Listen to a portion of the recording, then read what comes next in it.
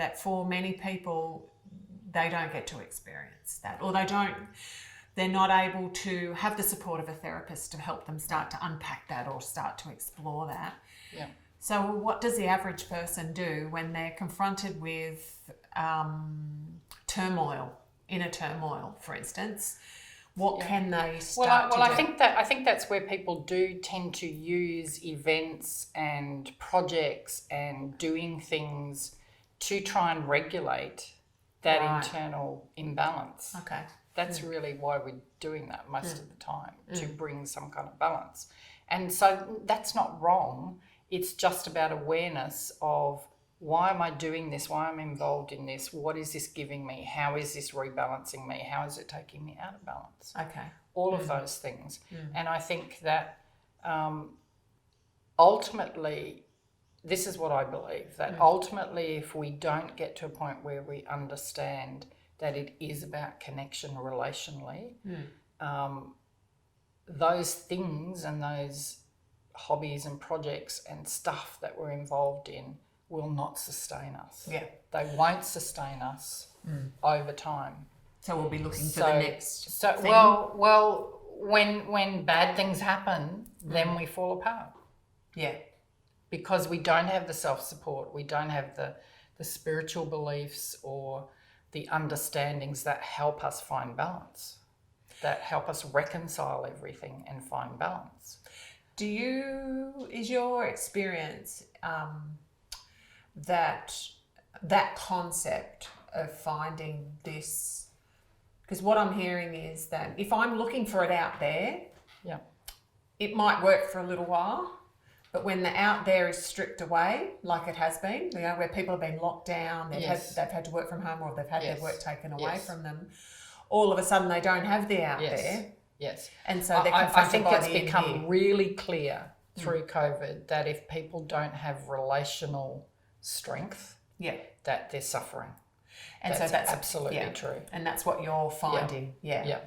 So people your experience is that, do people get that? Are they understanding? Well, again, it comes back to what I was saying earlier, which is I've got to have that relational strength internally first. Yeah. So that comes back to, how am I relating to all of those parts of me? How am I relating to self? How do I talk to myself? How am I reconciling those parts of me that don't quite fit with my identity or my idea of who I am? Once I have relational strength internally, I'm more likely to have relational strength externally. Yeah. Because the kind of robust skills that I need to build a relationship are things like non-judgment, acceptance, receiving, listening, being able to disclose and have dialogue, being able to be vulnerable. I first have to do that with myself. Right. So that I really think that if we're trying to coach or get people to do that externally before they've done that inner work and really reconciled what's happening internally, then it falls apart. So how can someone start to do that if they don't come to see someone like you or a therapist or don't have that? What's one way that people can start to understand themselves in a more meaningful way? Look, on a practical level, the first thing that I try to get most of my clients to do is start a journal. Yeah. Is to really just start writing. Start having a space where I'm reflecting. Yeah. Thinking about my day, thinking about what happened to me today. That interaction with so-and-so, something doesn't feel right in me, something didn't work in that, and what was that about? And really starting to reflect and just start to write. Just start to write about feelings and thoughts and little aha moments, and really that awareness is everything. I was talking to a client yesterday just on what you're saying, and she was describing what was going on in her life.